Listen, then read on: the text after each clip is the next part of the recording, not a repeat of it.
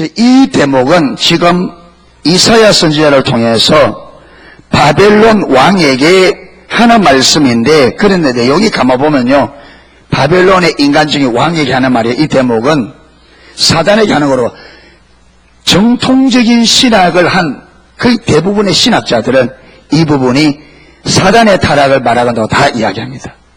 예, 뭐 자유주의 신학, 잘못된 우리 정통 기독교에서 벗어난 신학자들은 제쳐놓고 정통적인 우리 신학자들의 대부분이 이 부분은 사단의 타락에 대해서 루시퍼의 타락을 기록한 내용을 가만 보면 맞습니다. 왜냐하면 이것은 인간이 이렇게 말할 수 없는 이 상황입니다. 이것은. 자, 여기 보면, 너 아침의 아들 계명성이, 너 아침의 아들 계명성인데, 이걸, 킹 제임스 버전에 이 계명성을 루시퍼라고 하는 거예요. 그래서 우리가 루시퍼라고 하는 거예요. 예, 루시퍼.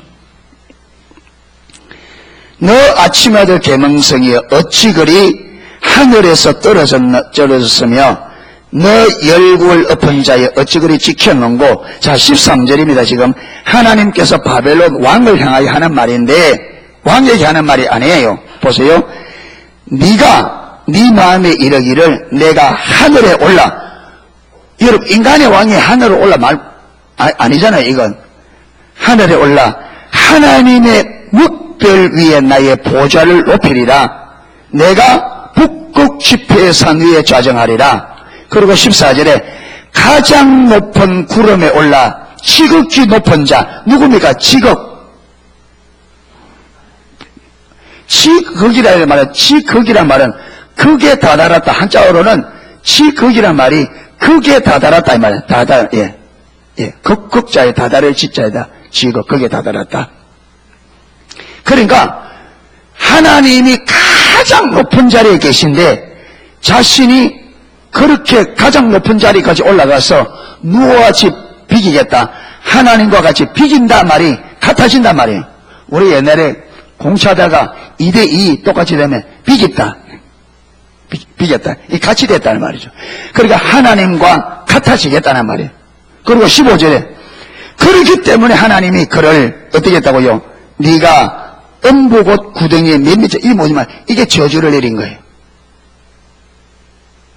그래서 저주를 하나님과 같이 되려고 높아지려고 하다가 하나님의 저주를 받아서 가장 낮은 이게 네가 음부곳 구덩이 맨 밑에 빠치우리라. 이 말은 가장 높이 올라가려고 하다가 어디에 되었다고요? 가장 낮은 곳으로. 그러니까 가장 높이 올라가려고 하는 사단에게 저주를 내리는데 그 저주가 뭐냐면 가장 낮은 곳에. 지금 오늘은 뭘 살펴보려고 하는가 하면 자기 중심적인 삶을 좀 살펴보려고 합니다. 여러분, 자기 중심적 삶이 뭔지 그 의미와 자기 중심적 삶의 특징을 잘 알면 우리가 신앙생활 하는데 무엇 때문에 신앙생활이 어려운지, 왜 신앙생활이 잘 안 되는지 이게 이유가 나와요. 그래서 자기 중심적 삶을 잘 이해해야 됩니다. 그러니까 사단이 하나님께서 만든 피조물 중에 어떤 면에서는 가장 뛰어난 존재를 해도 과언이 아닙니다. 하나님이 만든 피조물 중에 가장 뛰어난 피조물이 루시퍼예요. 우리가 말하는 사단. 그러니까 하나님께서 너무나 아름답게 만들어 놓으니까 아마 천사들 가운데서도 그를 부러워하고 그의 아름다움을 인하여 천사들도 흠모하는 일이 있었나 봐요. 그래 되시니까 그게 이 부류가 이 찬양하는 천사들이잖아요. 그렇게 보세요. 하늘나라에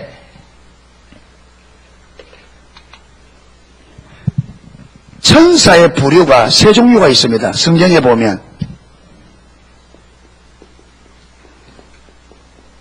천군 천사잖아요. 천군 천사.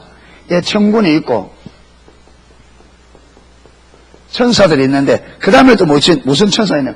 자, 이 천군은 그야말로 하늘나라의 군대예요. 이 천사는 그야말로 하나님나라의 일꾼들, 일하는 천사들. 그 다음에 뭐냐면 찬양하는 천사들입니다. 그런데 천군과 천사는 타락 안 했는데 어디서 타락이 일어났느냐 하면 여기서 타락이 일어났어요. 왜 이게 타락하는 게 가능하냐 하면 보세요. 똑같습니다. 이거 우리 인간에게 하나님이 완전한 자유의지를 줬잖아요. 왜 그러냐 하면 자유의지가 제한되어지면 우리가 하나님 앞에 드리는 찬양도 제한적이 됩니다. 온전한 찬양이 안 돼요. 그렇잖아요. 그래서 제가 저번에도 얘기했는데 여러분, 사람 목숨을 파리 목숨처럼 여기고 사람을 뭐 죽이기를 이게 뭐 파리 죽이는 것처럼 대수롭자게 얘기하는 이 강표들도 자기가 사랑하는 여자에게는 절대로 여러분 폭력을 사용하지 않아요. 왜 그러냐? 만약에 폭력을 사용해서 이 여자가 저 사람이 폭력을 행사하니까 그게 두려워서 사랑한다고 말한다면 그게 진정한 사랑이겠느냐는 거죠. 그러니까 깡패 두목들도 전혀 압력이 없는 상태 순수한 자기가 자발적으로 사랑해야 사랑이 고백되어져야 그게 진정한 사랑이라는 것을 아는 거죠. 마찬가지로 보세요.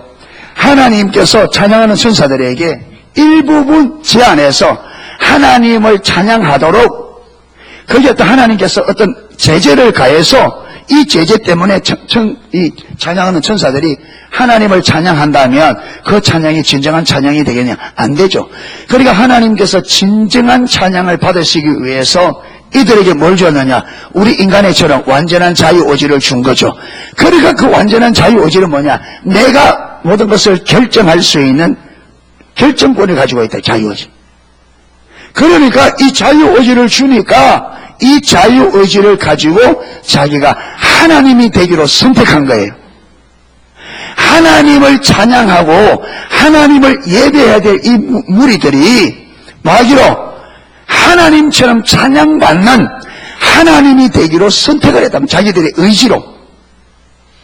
그래서 아까 말했던 건 내가 지극히 높은 곳에 올라서 지극히 높은 자와 비기리라. 가장 높이 올라가서 내가 비기리라.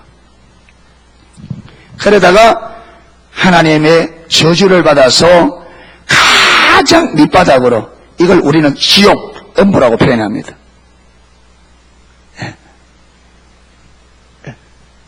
그래서 이게 뭐냐면 이게 이 타락, 찬양하는 천사들 이 타락의 본질이 뭐냐면 우리는 이걸 자기중심적 삶이라 그래요. 자기중심적 삶. 자, 왜 그러냐 보세요. 사단이 타락할 때 이 타락에 하게 되는 목적, 죄를 짓는, 이 타락이 죄고 죄가 타락인데 타락의 목적 죄를 짓는 사단이 그렇게 하나님 앞에 하나님의 통치받는 것을 부인하고, 그게 무슨 말이냐면 하나님이 계신데 그 하나님을 자기 하나님 되는 걸 버리고 내가 뭐 되기로 하나님 되기로 선택한 거잖아요. 그래, 이 타락은 뭐냐면 자신이 뭐가 되기로, 이 타락은 자기가 무엇이 되기로 하나님 되기로. 여러분, 하나님을 성경에는 여러 가지로 표현합니다. 하나님을 때로는 뭐라고? 주, 때로는 뭐로? 왕. 그래서 만왕의 왕, 만주의 주, 이렇게 하나님을 왕. 그러니까 다른 말로 하면 사단이 하나님이 계신데 그 하나님을 자기 하나님으로 섬기기를 거부하고 자기가 하나님 되기로 선택한 거예요. 또 다른 말로 하면 하나님이 주인이신데 하나님의 주권적 통치에 순복하기를 거부하고 내가 주인 되기로 선택한 거예요.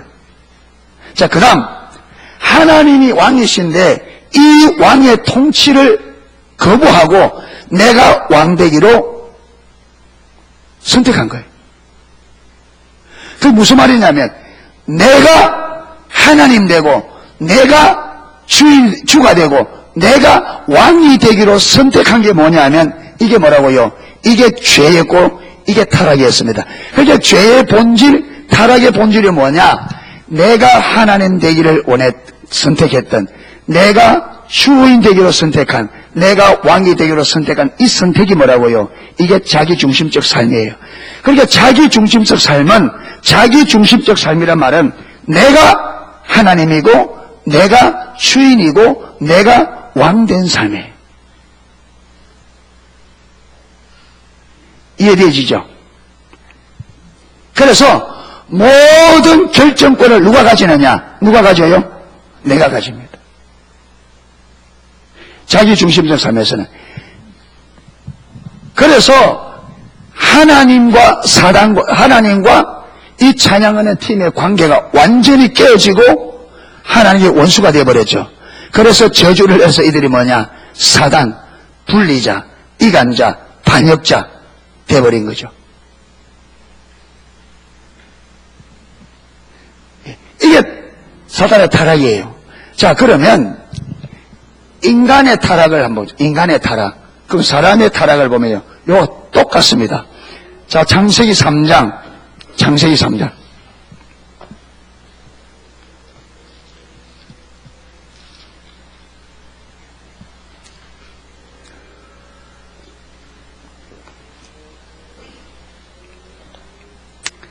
창세기 3장 1절에서 7절까지 우리 읽겠습니다. 창세기 3장 1절에서 7절.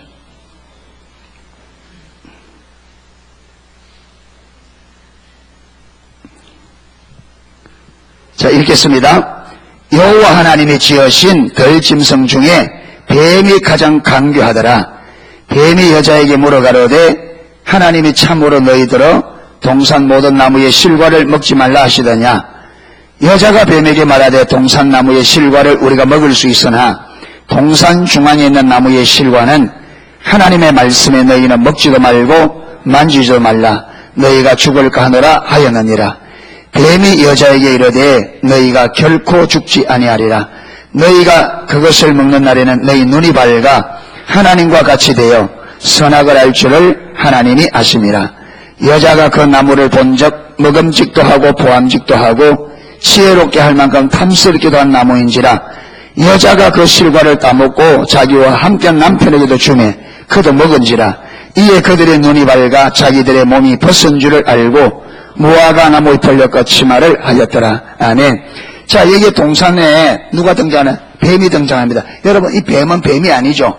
뱀은 사단이 하와를, 아담을 유혹하기 위한 사단의 도구에 불과합니다. 뱀이 하는 게 아니라 사단이 뱀을 도구로 삼아서 아담과 하와를 유혹하죠. 그런데 하나님께서 이미 창세기 2장 17절에 너희가 동산에 있는 모든 것은 임의로 먹을 수 있으나 동산 중앙에 있는 나무의 실과는 절대로 하지 마라. 먹지 마라. 먹는 날에는 너희가 뭐하리라? 죽는다. 먹는 날에는 정령 죽으리라. 반드시 죽는다 그랬습니다. 자, 그런데 3장에 들어와서 사단이 뭐라고 하느냐? 4절에 보면 뱀이 여자에게 이르되 너희가 결코 죽지 아니하리라. 그거 먹어도 안 죽는다. 하나님이 너희들에게 왜 먹으면 죽는다고 말했는지 아느냐? 5절에 너희가 그것을 먹는 날에는 너희 눈이 밝아 하나님과 같이 되어서 선악을 알 줄을 하나님이 아시기 때문이다. 하나님이 선악과를 먹지 말라는 게 왜 그런지 아느냐? 죽기 때문에 먹지 말라는 게 아니다. 너희가 그거 먹으면 눈이 밝아져서 하나님처럼 되는 걸 하나님이 아시고 너희들이 하나님이 될까 싶어서 먹지 마라 그랬다. 너무너무 그럴듯하죠. 여러분, 이 말을 딱 받아들이고 하와가 선악과 나무를 딱 쳐다보니까 그 열매가 어떻다고요? 먹음직도 하고 보암직도 하고 지혜롭게 할 만큼 탐스럽게 하다. 여러분, 선악과를 하나님이 아주 아름답게, 진짜 아름답게 보면 진짜 먹음직스럽고 보기도 보암직하다 이 말이 무슨 말이에요? 너무너무 아름답고, 그 다음에 그걸 먹으면 진짜 지혜롭게 될 만큼 그렇게 보이는 거예요. 하나님이 그만큼 선악과를 그렇게 만들었어요. 자, 여러분 보세요. 하나님께서 선악과를 아주 모양도 흉하게, 냄새도 아주 고약하게 그냥 만들어 놓으면 아담과 하와가 유혹을 받기가 좀 쉬울까요? 좀 유혹받기가 덜 할까요? 그렇죠.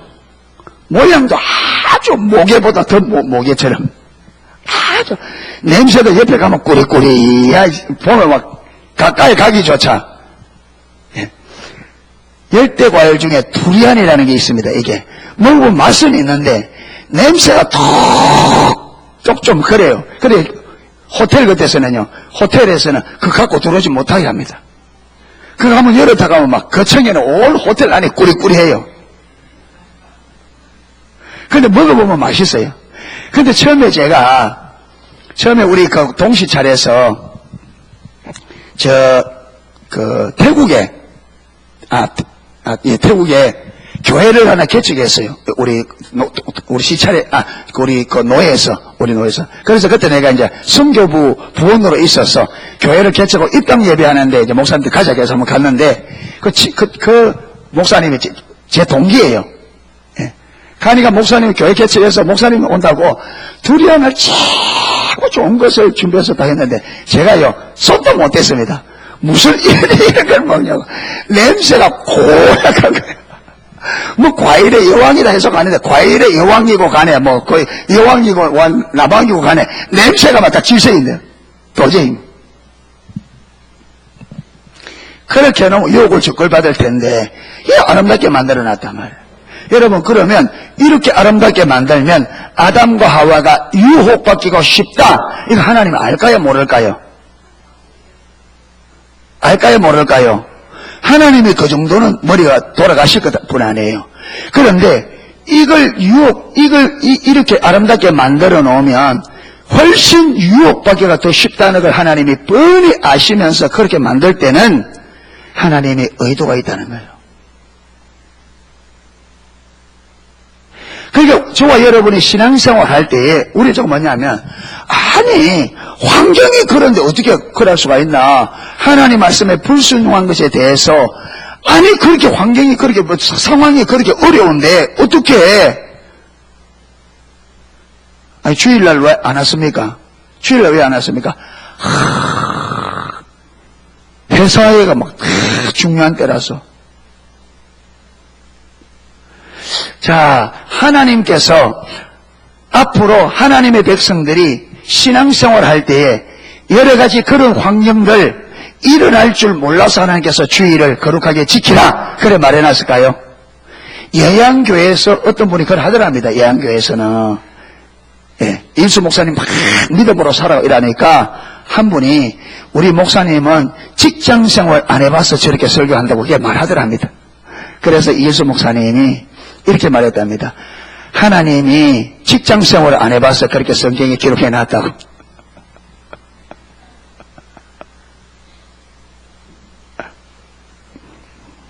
무슨 말이냐면, 이미 창세기 2장 17절에 선악을 하여 나무의 실과를 먹지 말라, 먹는 날에는 정령 죽으리라는 말씀이 있었습니다. 자, 이 말씀이 있다면 상황이 어떻든 간에 하나님은 마귀로 이 말씀에 순종하기를 기대하는 거죠. 순종하기를. 왜? 그게 진정한 믿음이고, 여러분, 그게 말씀에 대한 진정한 믿음이고, 그게 하나님에 대한 진정한 사랑이라는 거예요. 환경이 어렵다고 순종 안 하고 환경이 좋다고 하면 그거는 믿음, 진정한 믿음이 아니고 사랑이 아니라는 거예요. 그건 환경 따라가는 거지. 그러니까 하나님의 의도는 뭐냐면, 너희가 아무리 선악과를 먹고 싶은 유혹이 온다 할지라도 마지 마라. 내가 먹지 말라고 한 이상은 마음은 안 된다. 먹으면 안 된다. 그 먹으면 죽는다. 그러니까 하나님의 말씀은 저와 여러분이 아무리 순종하기 어려운 상황이 오더라도 우리는 그 말씀에 순종하는 것이 하나님 말씀에 대한 믿음이요, 그렇게 말씀하신 하나님에 대한 사랑이라는 거예요. 이해되십니까? 그러니까 목사님 어쩔 수가 없어서 저는 이해합니다. 그런데 여러분 제가 이해한다고 해서 하나님도 이해하는 거 아니라는 거 아셔야 돼요. 저는 제가 하나님이 아니에요. 평가는 하나님이 하셔요.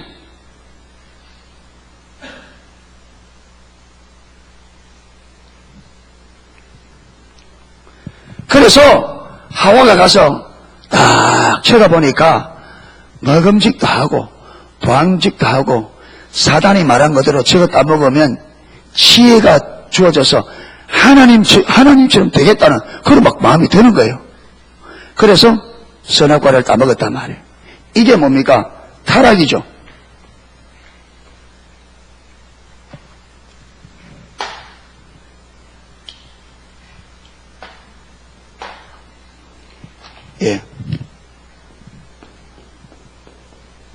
이게 인간의 타락이죠. 그러니까 사단이 유혹한 내용을 보면 네가 이 선악을 알게 남은 실과를 먹으면 누구처럼 된다? 하나님처럼 된다. 그래서 아담과 하와가 이 선악과를 따먹은 것은 무엇이 되려고? 하나님이 되려고 따먹은 거예요. 맞죠? 선악과를 따먹도록 유혹한 게 이거 먹으면 하나님처럼 된다고 하는 그게 유혹을 당해서 하나님이 되려고 선악과를 따먹은 거예요. 이게 뭐냐? 그래서 이 선악과를 따먹은 이걸 우리는 타락, 이게 죄, 이 원죄예요. 죄의 본질, 이게 타락인데 죄의 본질, 타락의 본질이 뭐냐 하면 내가 하나님 되기로 선택한 이게 타락이고 이 죄의 본질. 아까 말했잖아요. 하나님이 계신데 나를 창조하신 하나님이 계신데 그 하나님을 버리고 내가 뭐 되기로? 내가 하나님 되기로 선택한 거예요. 내가 하나님 되기로. 그리고 하나님이 주이신데 그 주 되신 하나님을 버리고 내가 주가 되기로. 하나님이 왕이신데 왕의 통치에 순복하는 걸 버리고 내가 왕이 되기로 선택한. 이게 자기중심적 삶이에요. 이게. 그러니까 자기중심적 삶이라는 말은 내가 하나님이고 내가 주인이고 내가 왕된 삶입니다. 아멘. 이걸 두고 여러분 이것 때문에 하나님과 우리 관계가 주인과 종으로서 사랑의 관계가 파괴되어지고 하나님과 우리 관계가 무슨 관계가 되어버렸어요? 원수가 되어버렸어요. 이런 원수되게 되어 있습니다. 자 보세요. 옛날 우리 조선시대에 죄 중에 가장 큰 죄가 뭔지 아십니까? 조선시대에. 이는 조선시대만이 아니라 모든 여러분 왕정 정치에서는 왕에게 있어 그 나라에서 가장 큰 죄는 지금 북한에서 여러분 가장 큰 죄는 무슨 죄인지 아십니까?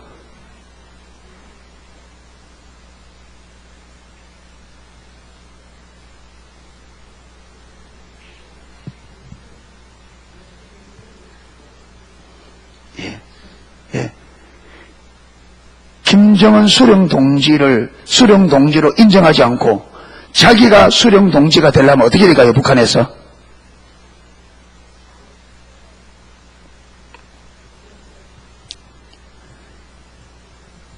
김정은 동지가 자기 고모부 장성택 자기 아버지 때부터 열심히 해서 그런데 여러분 그 화염 방사기라고 하는 그걸 가지고 살아있는 사람이 그대로 그가 태워 죽였어요. 사람들이 다 보는 가운데. 왜 그런지 아느냐? 왜 그랬느냐? 노동심 맞는 걸 유튜브에 올려놨더니 보니까 김정은이가 되었을 때에 이제 김정일 후계자로 되었을 때 박수 치는데 장성택이가 박수 치는데 적극적으로 박수를 안 친 거예요. 그거 보기에 김정은이 보기에.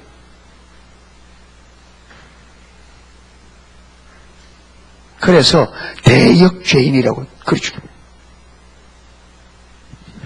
여러분 왕정 정치에서 가장 큰 죄는 뭐냐면 반역죄입니다. 왕이 있는데 그 왕을 마고 인정하자고 자기가 왕 되려고 하는 거예요. 이리 되면 조선시대는 삼족을 멸했습니다. 반역죄는 삼족을 멸합니다.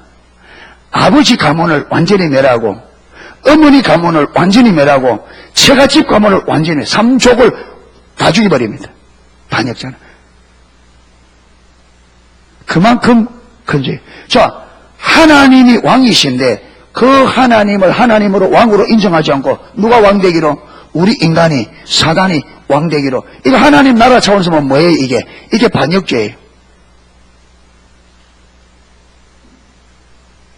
그러니까 하나님의 입장에서는 죄 중에 가장 무서운 죄가 뭐냐면 자기 중심적 삶입니다. 이게 뭐냐? 하나님을 왕 대신 하나님을 왕으로 인정하지 않고 내가 나에게 왕이 되는 거예요. 우리는 살인죄, 간음죄, 강도죄, 도둑질한 거 이걸 큰 죄로 여깁니다. 그런데 이것과 비교할 수 없는 게 뭐냐? 자기 중심적.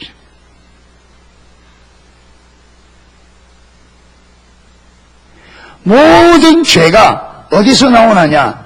여기서 나와요. 그렇죠?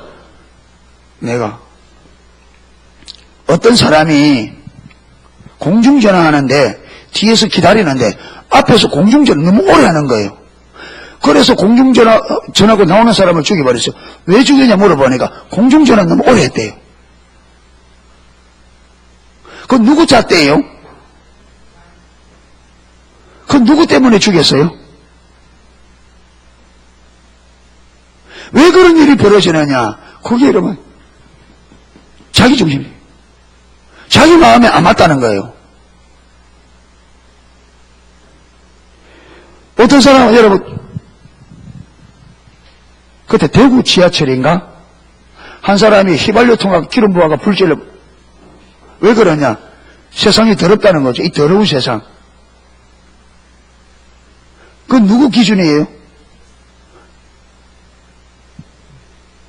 죄가 어디서 나냐? 죄의 출처가 자기 중심적 삶입니다. 모든 것이 자기 중심적 삶입니다. 모든 기준이 누구냐? 납니다.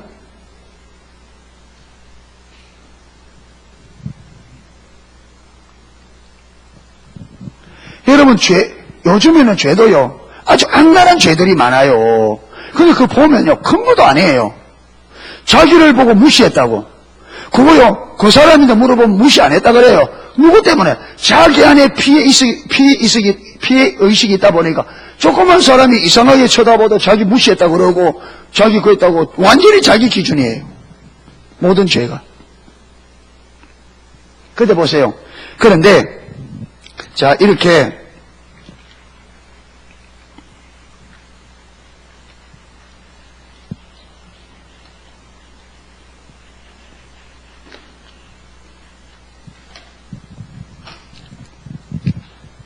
타락해서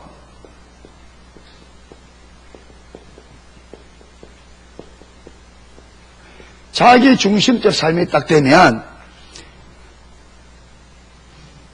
모든 바라보고 평가한 모든 게 누구 기준이에요? 누구 기준? 자기 기준. 그리고 이게 뭐 관계가 있느냐 하면 자기 관점과 같이 가요. 그러니까 자기 입장에서 보고 자기 기준으로 판단해요.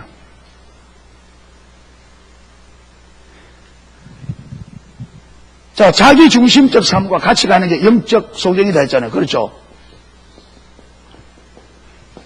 영적 소경이란 말은 하나님의 관점이 전혀 안 보이는 거예요. 그러니까 성경을 읽으면 하나님의 관점으로 성경을 보아야 성경이 하나님께서 무슨 의도로 어떤 목적으로 왜 그렇게 기록해 보이는데 분별이 가려면 자기 중심적 삶에 분별이 가려지니까 하나님의 관점이 안 보이니까 성경조차도 누구 관점으로 봐요? 내 관점으로 봐요. 내 관점으로.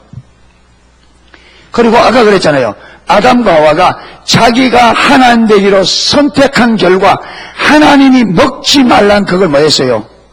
어기고 먹었잖아요. 그러니까 자기 중심적 삶에서는 필연적으로 하나님의 말씀에 불순종합니다. 하나님의 말씀을 순종할 거냐 말 거냐를 누가 결정하느냐? 자기 중심적 삶에서는 내가 결정을 해요. 하나님께서 주신 많은 계명들인데 그 계명을 내가 순종할지 안 할지를 누가 결정하느냐? 내가 결정을 해야 돼.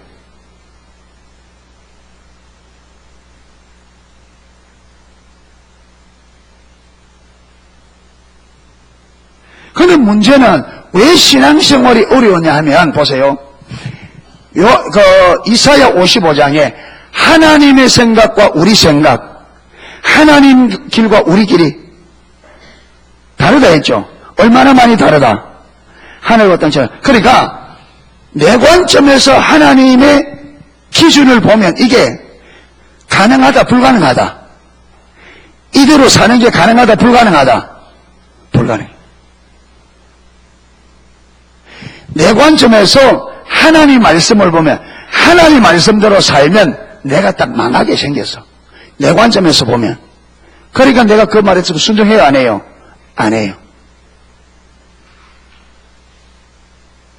그러니까 왜 자기 중심적 삶이 되면 신앙생활 하는 게 힘이 드느냐 하면 하나님의 말씀 하나하나가 자기 입장에서 보면 그 말씀대로 사는 게 불가능하게 보여.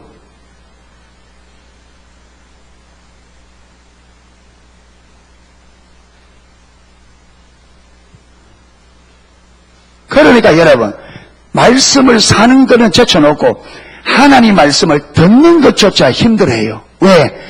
나하고 너무너무 안 맞으니까. 내 기준에 너무너무 안 맞으니까.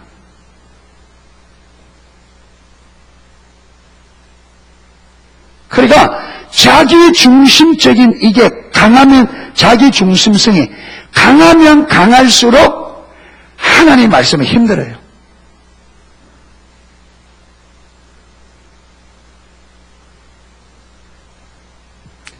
어떻게 사냐? 어떻게 그렇게 사냐?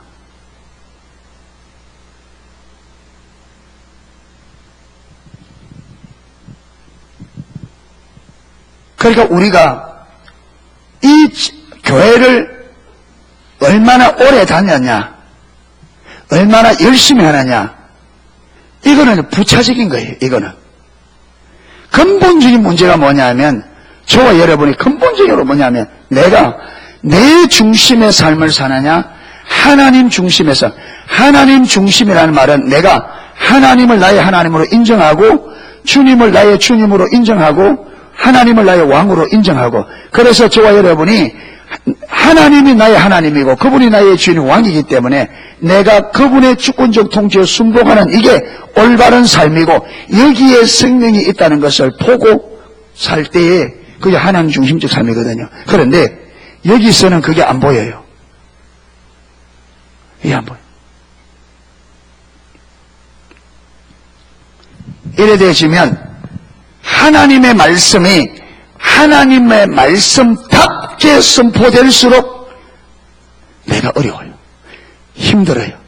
하나님의 말씀이 하나님 말씀답게 선포될수록 자기 중심적 삶을 사람들은 듣는 것조차 힘들어요.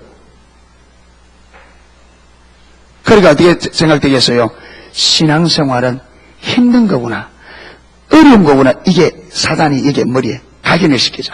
신앙생활은 어렵다, 힘들다. 그걸 누가 사나? 어떻게 저렇게 사나? 여러분, 이게 딱 들어있으니까 신앙생활이 안 즐겁죠. 힘들죠. 그래야 되지 어떻게 하려고 그래요? 될 수 있으면 피하려고 그래요. 될 수 있으면 피하려고 그래요. 점점. 그래서 오늘날 하나님을 믿는 사람들이 공식적인 예배가 주일 오전, 저녁, 수요일, 이게 공적인 예배입니다. 그렇죠?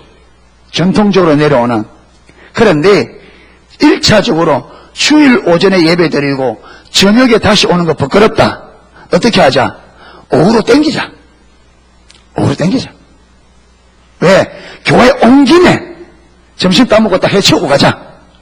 예배 드린 게 아니라 예배를 해치우자는 거예요. 그 왔다 갔다 하기 힘드니까 해치우자. 그걸 땡겼습니다. 바쁜 일정을 살다가 수요일 올라보니까 힘들잖아요. 그 주일날, 그 수요일날 싹 빼먹습니다. 그래, 오후하다 보니까, 오전 예배 드리고 무료하게 기다리려 하니까, 기다리고도 힘들어. 그러니까, 그래 하지 말고, 오전 예배 딱 드리고 한 10분 쉬었다가 오후 예배 달아서 드리자. 그래서 어떤 교회에서는 11시에 12시 딱 드리고, 여러분, 한 10분 쉬었다가 40분 오후 예배 딱 드리고 점심 딱 먹고 딱 간답니다.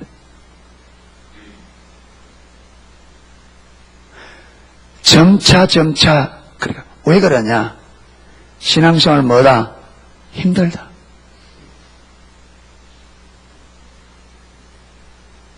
왜 그러냐? 자기 중심적인 관점으로 성경을 보고 듣고 신앙생활을 보니까 나는 이렇게 하고 싶은데 하나님은 어떻게 하고, 저렇게 하라고 그러고, 나는 이거 하고 싶은데 하나님은 저거 하라고 그러고, 하나님이 말씀하는 거 내가 안 맞단 말이에요. 그게 신앙생활이 힘들어. 그리고 내가 내 중심에 있으니까 나는 그렇게 해도 된다고 생각하는 거죠. 하나님 말씀이 아무리 그렇게 기록되어 있어도 나 하기 싫으면 나 하기 싫다. 왜 내가 하나님이니까. 그러니까 내 마음대로 신앙이 되어져 가는데 눈이 가려져 있다 보니까 이게 잘못된 줄 모르고 그 다음에 이것이 얼마나 심각한지도 모르죠. 내 관점에서 보니까 나는 얼마든지 걸어할 수 있고 내가 걸어하는데 잘못된 것이 없다고 생각하는 거죠. 왜? 눈이 가려져 있어요. 분별히 하나님의 기준을 못 보니까. 그게 얼마나 하나님 보기에, 그러잖아요. 하나님 보기에 그게 얼마나 심각한, 나와 하나님과 관계를 얼마나 심각하게 만드는지 모르고 그 결과가 내 삶에 얼마나 심각하게 다가올지를 모르는 거죠. 다 가려져 있으니까. 그러니까 나는 편한 대로 한다고 하는데 이게 하나님과 관계를 다 깨져버리니까 여러분, 신앙생활 한다고 하는데 실제로 저와 우리 삶에 누가 없느냐? 하나님이 없는 삶이 되어버린단 말이에요. 내가 하나님을 인정하지 않으니까 여러분, 하나님 날 인정하겠어요? 내가 하나님을 무시하는데 하나님이 나를 존중하겠어요? 내가 하나님의 일을 소리 얘기인데 하나님이 내 일에 관심 가지겠어요? 그러니까 점차 어떻게 되느냐? 하나님이 없는 신앙생활, 종교생활로 전락한다. 종교생활. 그러면서 그것이 아무 문제 없는 것처럼 살아간단 말이에요. 그런데 문제는 뭐냐면 인생이 길지 않다는 거죠. 얼마 후에 우리 하나님 앞에 서야 되고 하나님 앞에서 피할 수 없이 우리는 우리 삶에 대한 하나님의 판결을 받아야 됩니다. 그 판결의 자리에서 하나님이 우리에게 여러분, 판결 기준이 뭐냐? 성경이라는 거예요.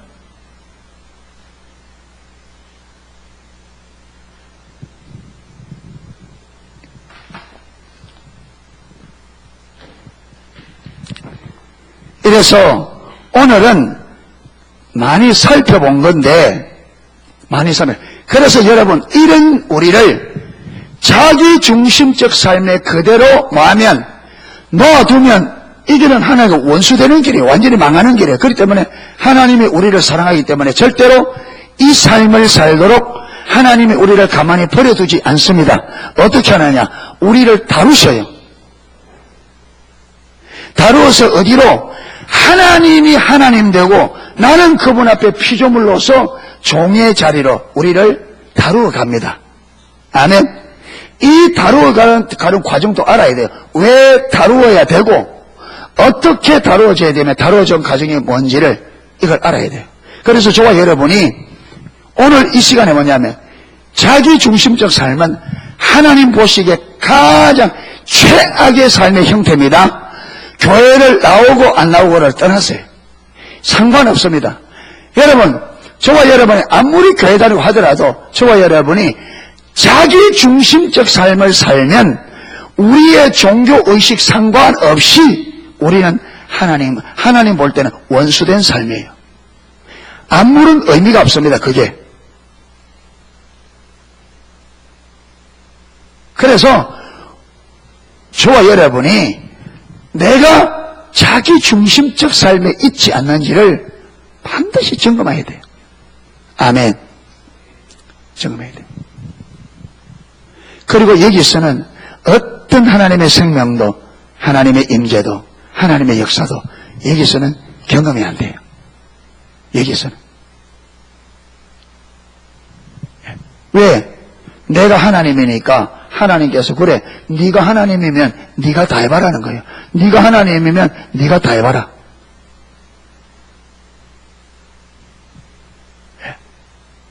안 됩니다. 여러분, 여기서는 기도한다고 되는 게 아닙니다. 기도한다고 되는 일이라고 기도 받는다고 되는 게 근본적인 해결책이 안 됩니다. 근본적인 해결책이 뭐냐? 하나님 중심으로 돌아가야 돼요. 아멘? 근본적. 뭐 어떻게 하냐? 지금 잇몸 안에 잇몸 뿌리에 염증이 생겨가지고 막 쑤시고 난리인데 여러분 그거 아프니까 뭐 사먹어요? 소염 진통제. 그거 먹으면 안 아파요. 그거 안 아프다고 그거 치유된 거예요? 안 돼요. 그거는 임시방편이죠. 그러니까 우리가 여러분 기도받고 하는 거는 뭐와 같으냐? 임시방편입니다. 그게 해결책이 안 됩니다. 기도받고 기도해주고 그거는 임시 응급처치입니다. 근본적인 해결책은 뭐냐? 하나님 중심으로 돌아가야 그 문제가 근본적으로. 그러니까 여러분 수술을 해가지고 이빨 밑에 그 염증을 다 끌어내고 그렇잖아요. 그러니까 근본적인 치료를 해야 그 근본적인 치료가 되지. 그걸 손대지 않고 아프니까 그냥 소염 진통제 먹고 기도 좀 하고 뭐 기도 받고 이래야 해결이 되는 게 아니라 근본적인 하나님 중심으로 돌아가야 돼요. 할렐루야. 그러니까 저와 여러분이 어떤 문제가 있을 때는 이걸 어떻게 해결할 거냐 이게 중요한 게 아니라 이게 어디서 왔느냐, 이 문제가 어디서 왔냐, 근본적인 문제가 뭐냐, 이게 근본적으로 치료되시려면 어떻게 되냐, 그러니까 근본적인 치유로 들어가야 됩니다. 할렐루야. 근본적인 치유. 그래야 저와 여러분이 근본적인 해결책이 되어집니다. 이렇게 근본적으로 해결책이 뭐냐?